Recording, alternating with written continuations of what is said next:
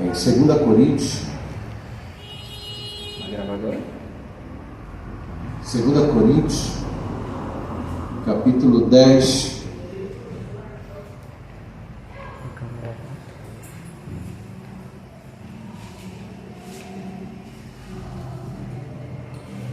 Epístola do apóstolo Paulo aos Coríntios, A pastora disse que não pode fazer isso. capítulo 10,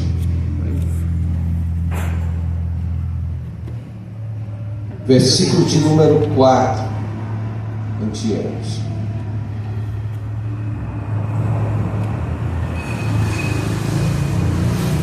Todos encontraram? Pode ver.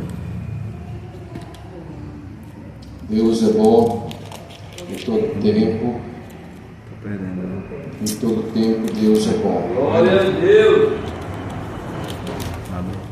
Versículo de número 4.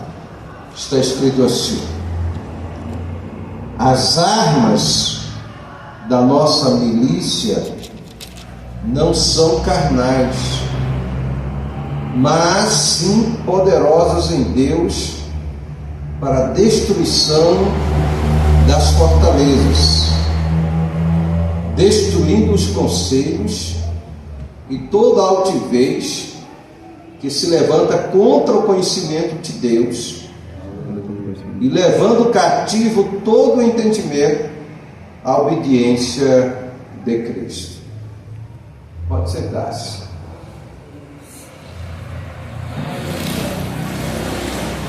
Aleluia. Glória, glória, glória a Deus.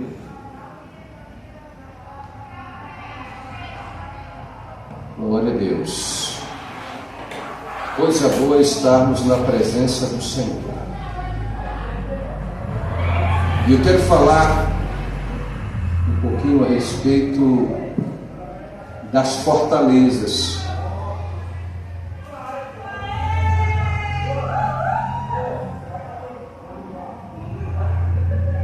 Nós temos batalhas diárias. E o apóstolo Paulo está trazendo aqui uma orientação para a igreja, dizendo que as armas da nossa milícia, ou seja, as armas da nossa guerra, guerra espiritual, batalha espiritual, está tudo dentro do mesmo contexto. Elas não são carnais. Eu já expliquei aqui anteriormente que o joio, ele está dentro da igreja. Uma igreja grande, por exemplo, com milhares de pessoas, geralmente Satanás usa os seus discípulos satanistas para ir dentro da igreja causar transtorno, só que de forma silenciosa. Ele não vai chegar lá dizendo que ele é do diabo. Então o combate, ele é real. E o apóstolo Paulo está dizendo para nós, nos trazendo a instrução, que as armas carnais, que é uma arma carnal? A pessoa foi ofendida,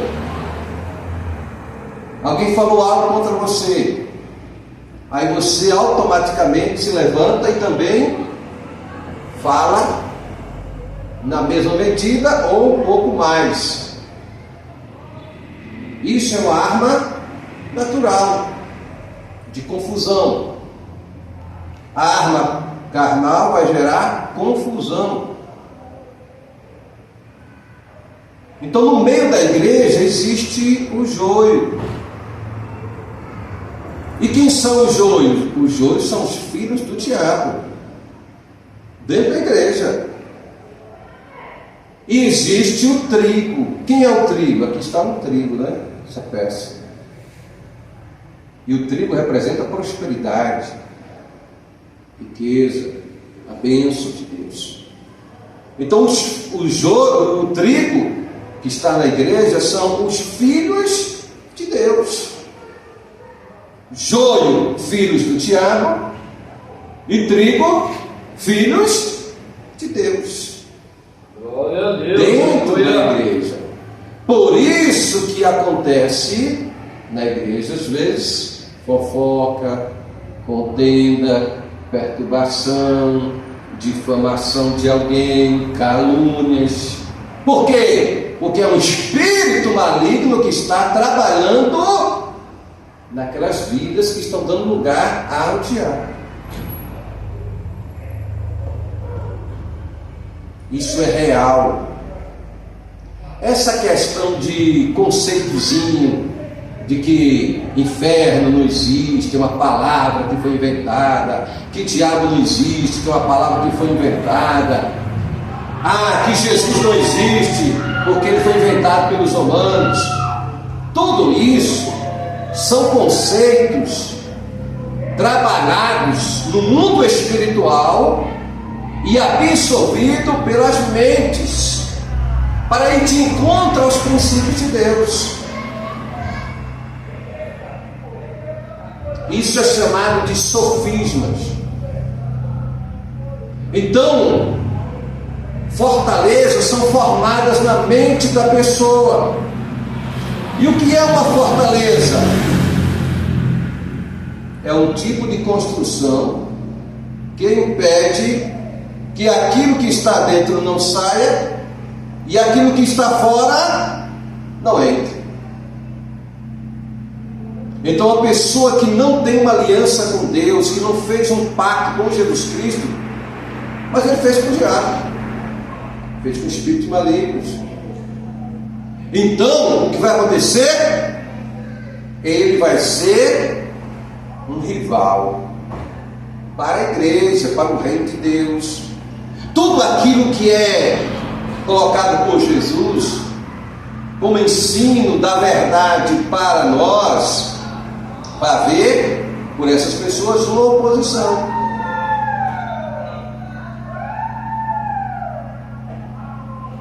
Então a fortaleza é uma construção que é feita na mente da pessoa, através de sofismo. O que é um sofismo? O sofismo é um argumento falso. Eu fui convidado hoje, urgentemente, para fazer a libertação de uma jovem senhora, tem um comércio em Campinas, aliás, tem um salão de cabeleireiro, mas os demônios estão atacando ela. E já procuraram vários meios para resolver o problema dela, e aí não conseguiram. Então me ligaram. Já agendei para poder ir lá fazer essa libertação. Por quê? Porque fizeram uma obra de bruxaria para destruir essa vida, destruir o trabalho dela. E aí surge o quê? Pessoa dizendo: não, você está discriminando, você está sendo, a palavra é preconceituoso. Não se trata de ser preconceituoso, se trata de que há uma guerra espiritual. Então, as armas que nós temos que lutar para desfazer o mal não são armas naturais. Nós temos que usarmos armas espirituais. Glória a Deus. Falando de fortaleza de outra forma, fortaleza na mente impede que aconteça a renovação da mente da pessoa. Por isso que o apóstolo Paulo vem em Romanos capítulo 12 e ele dá uma instrução para nós: não vos conformeis com este mundo, mas transformai-vos pela renovação do vosso entendimento. Glória a Deus. Essa palavra aí, renovação, é metanoia do grego, mudança de mentalidade, porque há uma fortaleza, e uma fortaleza, o que está dentro não sai, o que está fora não entra. Então essa fortaleza precisa ser destruída, ela precisa ser quebrada. Imagina quando Deus usou o povo para conduzir lá para Canaã, primeira cidade que eles encontraram, Jericó. As muralhas de Jericó, a fortaleza que tinha em Jericó era 6 metros de largura. Como derrubar uma fortaleza dessa? Mas através do poder de Deus, as fortalezas afundaram. Aleluia. Então eu quero mostrar para você aqui neste momento, nesta noite, que as armas da nossa milícia não são carnais, mas sim poderosas em Deus para destruir as fortalezas. Então, a palavra de Deus é só ela que vai poder penetrar na mente. Por isso que a Bíblia diz que a palavra de Deus é como espada de 2 gumes, que penetra até a divisão da alma e do espírito. Nenhuma outra arma pode fazer isso. Vou dar um exemplo de fortaleza. A pessoa tem medo de tudo, ela tem medo. Medo de altura, medo de escuro, medo de sair só, medo de ficar só. Isso é uma fortaleza que está na mente da pessoa. Ela precisa ser derrubada. A pessoa tem uma insegurança. Ela se sente uma pessoa fracassada, uma pessoa insegura. Ela acha que nada dá certo para ela. Isso é uma fortaleza que está na mente, precisa ser derrubada. Tem aquelas pessoas que têm uma fortaleza que é o orgulho. O orgulho é uma arma diabólica. Ela é orgulhosa.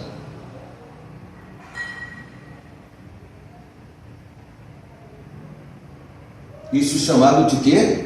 Prisões na mente. Tem outros que vivem na altivez. O que é a altivez? É a pessoa que anda de nariz empinado. É só ele que detém o conhecimento, é só ele que detém o poder, é só ele que está por cima.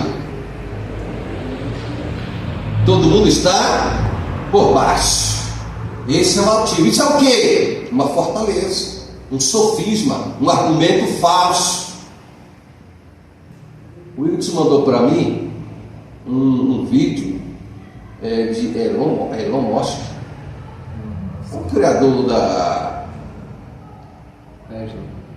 Tesla e tantas coisas aí tecnológicas, né? Inclusive já mandou até para o espaço. Ele tem vários satélites, construiu, mandou para o espaço.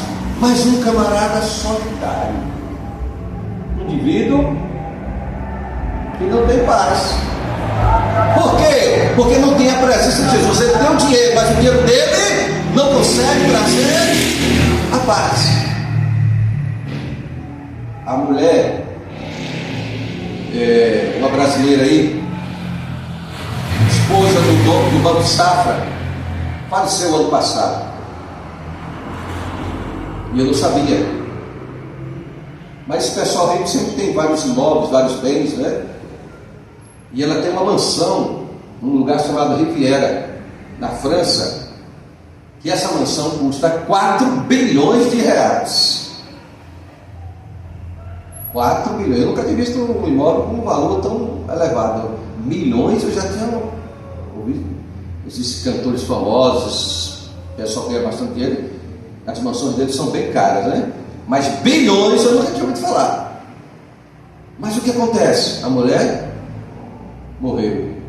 E agora? A mansão está lá abandonada e os morcegos tomam conta. Já tentaram alguém dar um valorzinho lá para comprar, mas 4 bilhões de reais. Só de oliveira, plantas famosas, tem na faixa de 15 a 20 mil plantas lá dentro. É um negócio impressionante. Mas o fato é que sem a presença de Jesus não é nada. Já foi. Ela conseguiu levar alguma coisa do caixão? Não. Se ajudou alguém, a gente não sabe se tinha. Geralmente esse pessoal costuma investir muito em ação social. Só que, por exemplo, nos Estados Unidos, por que se investe muito em ação social nos Estados Unidos? Porque tem um grande abatimento canteiro, né? Mas o fato é que a palavra de Deus aqui é poderosa, então ela anula sofismas. E eu quero finalizar esse ponto aqui dizendo que todo conselho maligno que está enraizado nas mentes, nos corações, tudo altivez, tudo aquilo que se levanta contra o conhecimento de Deus, contra o conhecimento da palavra, tem que ser lançado por terra. Glória a Deus. E toda mente ela tem que ser levada cativa à obediência de Cristo. Aleluia. Então fortalezas têm que ser destruídas. E só através do poder de Deus é que essas fortalezas podem ser destruídas. Glória a Deus. E eu finalizo aqui dizendo, nesse primeiro ponto, uma frase o seguinte: Satanás não pode derrotar Jesus Cristo e não pode vencer aqueles que permanecem fiéis ao Senhor. Aleluia. Porque Jesus Cristo ressuscitou. Ele não é o Buda, ele não é Mahatma Gandhi, ele não é qualquer outro líder aí, político religioso, que você vai lá no túmulo dele e está escrito aqui: jaz fulano de tal, jaz fulano de tal. Mas quando chega no túmulo de Jesus em Jerusalém está escrito: ele não está aqui, mas ressuscitou. Esse é o nosso Deus, esse aqui é poderoso, e ele vai voltar para buscar a sua igreja. Então abra o seu coração, entrega a sua vida ao Todo-Poderoso, aquele que tem o domínio dos céus e da terra, e que num segundo, ou menos que um segundo, pode tirar o seu espírito. Nós estamos aqui na terra por passagem, mas a nossa origem é o céu, é a eternidade na presença de Glória a Deus. Deus. Deus te abençoe, vida e paz para você.